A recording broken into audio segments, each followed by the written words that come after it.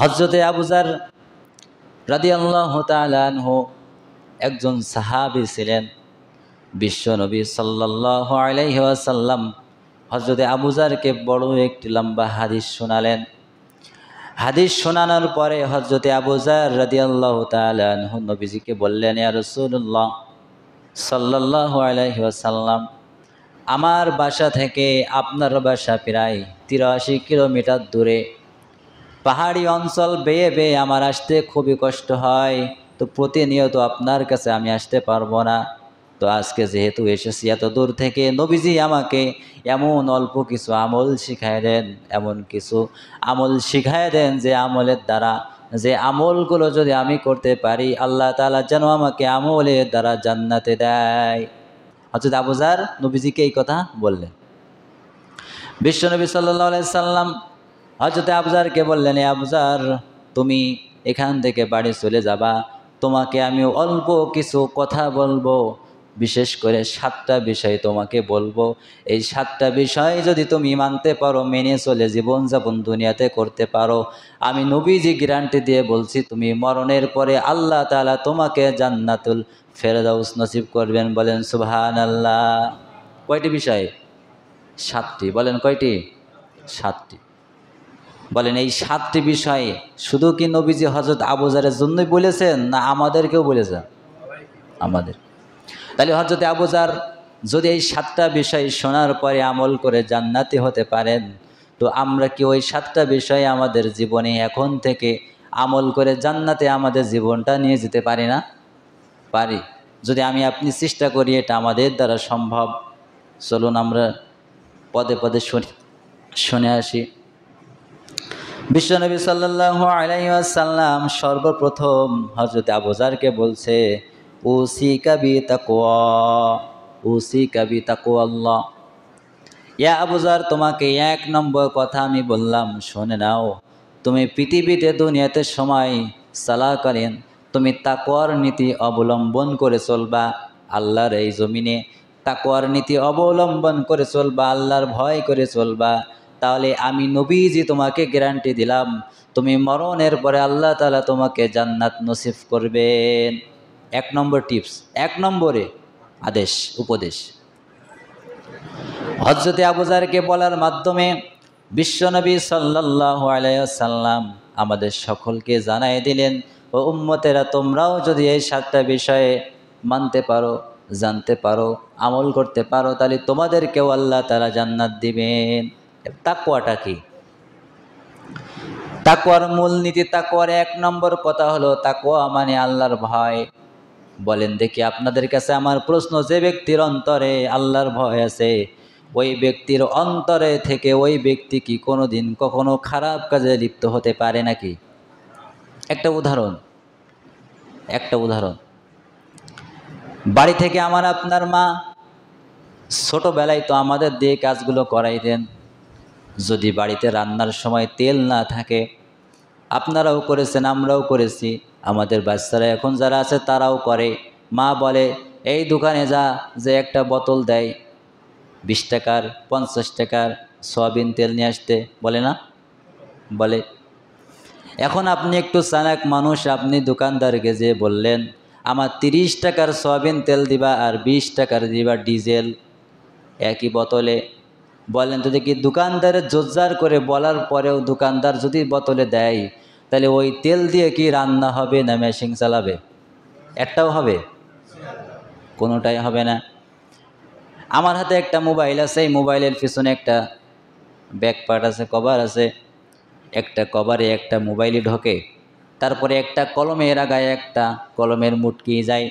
আমার আপনার মাথায় টুপি আছে, একটা মাথায় একটাই টুপি হয়। তাহলে যে অন্তর আল্লাহ দিয়েছেন, যে অন্তরে আল্লাহর ভয় আছে, বলেন ওই অন্তরে কি পৃথিবীর কোনো মানুষের ভয় আমরা রাখতে পারি নাকি? পৃথিবীর কোনো মানুষের ভয় ওই অন্তরে জায়গা দেওয়া যাবে না। যদি আমার আপনার আল্লাহর প্রতি ভয় থাকে, তাকওয়া থাকে, আল্লাহর প্রতি আমরা ঈমান আনি, তাহলে বলেন পৃথিবীর কোনো মানুষের ভয়তে আমাদের অন্তরকে, আমাদের ঈমানকে দৃঢ়তা করতে পারবে না। আমাদের ঈমানকে দমিয়ে দিতে পারবে না। আমরা একমাত্র শুধুমাত্র আল্লাহর প্রতি ঈমান এনেছি, নবীজির উপরই ঈমান এনেছি। আমরা বিশ্বাস করেছি, আমরা ঘোষণা দিয়েছি লা ইলাহা ইল্লাল্লাহ মুহাম্মাদুর রাসূলুল্লাহ। আমরা শুধু মুখে বলে বসে থাকি নাই, অন্তরেও বিশ্বাস করেছি এবং আমাদের চলার পথে কাজে কর্মে আমরা দেখিয়ে দিয়েছি আমরা শুধুমাত্র একমাত্র আল্লাহকেই ভয় করে দুনিয়াতে চলি। বলেন ঠিক কিনা? আমরা মুখে বলি নাই যে লা ইলাহা ইল্লাল্লাহ মুহাম্মাদুর রাসূলুল্লাহ, আল্লাহ ছাড়া কোনো ইলাহা নেই, নবীজি বিশ্বনবী হলেন আল্লাহর প্রেরিত রাসূল। আমরা শুধু মুখে বলি নাই, মুখে বলেছি, অন্তরে বিশ্বাসও করি এবং আমাদের চলনে বলনে কথার দ্বারা কাজে কর্মে আমরা দেখিয়েও দিই যে আল্লাহর প্রতি বিশ্বাস করেছি, যে আল্লাহর প্রতি ঈমান এনেছি, যে আল্লাহর প্রতি আমাদের অন্তরে ঈমান এনেছি, ওই আল্লাহর ভয়ে আমরা খারাপ কাজ থেকে দূরে থাকি। বলেন ঠিক কিনা? আমরা কি খারাপ কাজে লিপ্ত হই? শয়তানের ওয়াসওয়াসায় হতেই পারি, এটা মানুষ হিসেবে হতে পারে, হয় না? হয়তো আদম আলাইহিস সালাম ভুল করেছিলেন না? জান্নাতের ভিতরে গাছের ফল খেতে আল্লাহ নিষেধ করেছিলেন, তাও খেয়েছিলেন কিনা? শয়তানের ওয়াসওয়াসায়। কিন্তু আল্লাহ তাআলা তাকে ক্ষমা পাওয়ার জন্য, ক্ষমার জন্য একটা দোয়া শিখিয়ে দিয়েছিলেন, যে এই দোয়া পড়ে আমার কাছে ক্ষমা চাও, আমি অবশ্যই তোমাকে কি করব? ক্ষমা করে দেব। আল্লাহ তাআলা হযরত আদম আলাইহিস সালামকে বললেন, ইয়া আদম তুমি পড়ো, রব্বানা যালামনা আনফুসানা ওয়া ইল্লাম তাগফির লানা ওয়া তারহামনা লানাকুনান্না মিনাল খাসিরিন। এই দোয়াটা আল্লাহ তাআলা হযরত আদম আলাইহিস সালামকে শিখিয়ে দিয়েছেন। রব্বানা, হে আমার রব, যালামনা, আমি জুলুম করেছি, আনফুসানা, আমার নফসের উপরে, ওয়া ইল্লাম তাগফির লানা, তুমি যদি ক্ষমা না করো, ওয়া তারহামনা লানাকুনান্না মিনাল খাসিরিন, আমি তো ক্ষতিগ্রস্ত হয়ে যাবে। বলেন, আল্লাহর কাছে যদি বলে আল্লাহ আপনি আমার রব, যালামনা, আমি জুলুম করেছি, আনফুসানা, আমার নফসের উপরে, ওয়া ইল্লাম তাগফির লানা ওয়া তারহামনা লানাকুনান্না মিনাল খাসিরিন, আপনি যদি আমাকে ক্ষমা না করেন আমি ক্ষতিগ্রস্ত হয়ে যাব। এইভাবে কাকতে মিনতি করে আল্লাহর কাছে দোয়া করলে আল্লাহ ক্ষমা করে না? ক্ষমা করে, অবশ্যই করে। হযরত আদম আলাইহিস সালামকে করেছেন, আমাদেরও করবেন। তো মানুষ হিসেবে আমরা শয়তানের ওয়াসওয়াসায় ভুল করতেই পারি, কিন্তু আমরা এমন ভুল করি না যে ভুলের কোনো সংশোধন নেই। কথা বলেন ঠিক কিনা? যারা আল্লাহর প্রতি ঈমান এনেছে, যারা আল্লাহকে বিশ্বাস করে, তারা এমন ভুল কখনোই করে না যে ভুলের কোনো ক্ষমা হয় না। ভুলের ক্ষমা হয়, কিন্তু এমন ভুল করা যায় না যে ভুলের কোনো ক্ষমা নাই। সুতরাং আমরা এক নম্বরে যদি জান্নাতে যেতে হয়, আল্লাহ নবী হযরত আবু যারকে বললেন, বলার মাধ্যমে আমাদেরকে বললেন, এক নম্বরে উসিকা বিতাকওয়াল্লাহ, সর্বপ্রথম তোমরা তাকওয়ার নীতি অবলম্বন করে দুনিয়াতে চলবা। যদি আমরা এই আল্লাহর ভয়টা নিয়ে চলতে পারি সব সময়, সব জায়গায়, সর্বক্ষেত্রে, তাহলে অবশ্যই আল্লাহ আমাদেরকে নবীজির ওই মুখের এই হাদিসের ভাষায় আমাদের জান্নাতে দিবেন। বলেন, আমরা জান্নাতে যেতে চাই কি না? জান্নাতে যদি যেতে হয় আমাদের সর্বক্ষেত্রে তাকওয়ার নীতি অবলম্বন করে দুনিয়াতে চলাচল করতে হবে। সম্মানিত ভাইরা, এই তাকওয়ার বাস্তব উদাহরণ দেখেন। আপনি যদি একা ভালো হতে চান, এই সমাজ আপনাকে ভালো হতে দেবে না, এটা 100% গ্যারান্টি। আমি কি মিথ্যা বললাম? আপনি ভালো হতে চাবেন, এই সমাজ আপনার ভালো হতে দেবে? দেবে না। আপনি বিশ্বাস করেন না? আমি তো ফাঁদে পড়েছি, আমি জানি। আপনি যদি এখন ঘুষের বিরুদ্ধে ওয়াজ করেন, যারা ঘুষ খায়, সুদের বিরুদ্ধে ওয়াজ করেন, যারা সুদ খায়, তারা কি আপনাকে মামু বাড়ির আবদার মনে করবে নাকি? যদি আপনি চাঁদাবাজের বিরুদ্ধে ওয়াজ করেন, তাহলে আপনার চাকরি থাকবে না।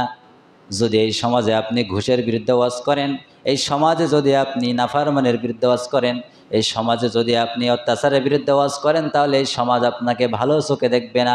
আপনি যতই নামাজ কালাম পড়েন না কেন, সুদের বিপক্ষে থাকেন না কেন, এই সমাজে যদি আল্লাহর জমিনে দিন প্রতিষ্ঠার কাজ করেন, তাহলে কিছু কিছু মানুষও আপনাকে বিরোধিতা চলে যাবে না, ভালো চোখে দেখবে না। কেননা আপনি একা ভালো হতে যাবেন, সমাজ আপনাকে ভালো হতে দেবে না। হয় অত্যাচার করবে, নাই নিপীড়ন করবে, নাই এক কথা মানুষের সাথে বলবে, নাই আপনাকে হেউ প্রতিপন্ন করবে, নাই আপনাকে কথা বলতে দেবে না, নাই আপনাকে ভালোভাবে চলতে দেবে না। এই কাজ তালবাহানা। ইমানদার যদি হও, তাকওয়ার নীতি অবলম্বন করে আল্লাহর ভয় নিয়ে যদি আল্লাহর জমিনে চলতে চাও, তোমাকে বিপদ বালা মুসিবত চারপাশে লেগেই থাকবে। এটা হলো আল্লাহর কথা। আর এই পরীক্ষা নিরীক্ষায় যদি আমি আপনি সব কিছু ঠেলে দিয়ে সোজা পথে চলে আমরা যদি আল্লাহর ইবাদত করে তাকওয়া বুকে নিয়ে যদি চলতে পারি, আল্লাহ তাআলা অবশ্যই আমাদেরকে বিজয় দান করবেন, বলেন সুবহানাল্লাহ। আল্লাহ তাআলা সেই খুশির সংবাদটা কোরআনে বলেছেন। আল্লাহ বলছেন ওয়ালা তাহিনু ওয়ালা তাহজানু ওয়া আনতুমুল আ'লাউনা ইন কুনতুম মুমিনিন। আল্লাহ বলছেন ইমানদার হতাশ হইও না, নিরাশ হইও না, চিন্তা করো না, ভেঙে পড়ো না, দুর্বল হইও না। যদি ইমানদার হও বিজয় তোমাদের আল্লাহ তাআলা দিবেন, বলেন সুবহানাল্লাহ।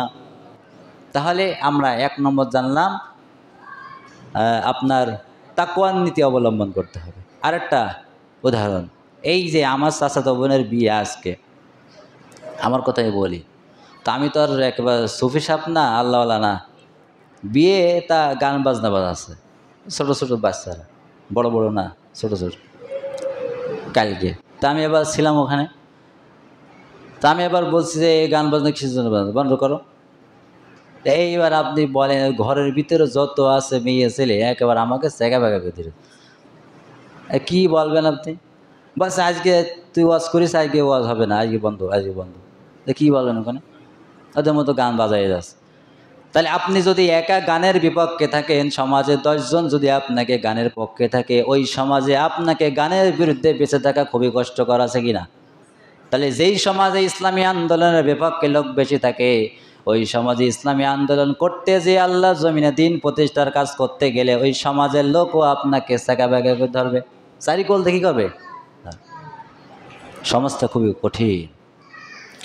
আল্লাহ নবী বলছেন আর দুনিয়া সিজলুল মুমিন ও জান্নাতুল কাফির, দুনিয়ায় ইমানদারদের জন্য হলো জেলখানা। দুনিয়ায় এই যশোরে যদি আপনি জেলখানায় আটক থাকেন, ওইখানে একটু শান্তিতেও থাকতে পারবেন, কেননা ওইটা 4 দেয়ালে বন্দি ছোট জেলখানা। কিন্তু ওই জেলখানার থেকে বাহিরে যদি আসেন, যদি আপনি ইমানদার হন, এই আল্লাহর এই বড় জেলখানায় আপনার ওর থেকে বেশি কষ্ট হবে, হবে কি না? ওই 4 দেয়ালে আপনি বসে থাকলেন, একবেলা খেতে দিলে দিলে, না দিলে না দিলে, কোনো কষ্ট নেই। কিন্তু ওখান থেকে বের হলে এই আল্লাহর এই জমিনের এই জেলখানা সব থেকে কষ্ট বেশি কিনা? বেশি। এজন্য হযরতে আবু যারকে আল্লাহর নবী বললেন, ও আবু যার, তুমি যদি জান্নাতে যেতে চাও, তোমার 1 নম্বর করণীয় হলো তুমি ইউসিকা বিতাকওয়াল্লাহ, আল্লাহর প্রতি ঈমান এনে সর্বক্ষণ তুমি জমিনে চলাচল করবা। তাহলে 1 নম্বরে আমরা জানলাম, যদি আল্লাহর নবী তো বলেছেন যদি ঈমানদার হয়ে তাকওয়ার নীতি অবলম্বন করে জমিনে চলতে পারো, আল্লাহ তাআলা তোমাকে জান্নাত দান করে দিবেন, বলেন সুবহানাল্লাহ।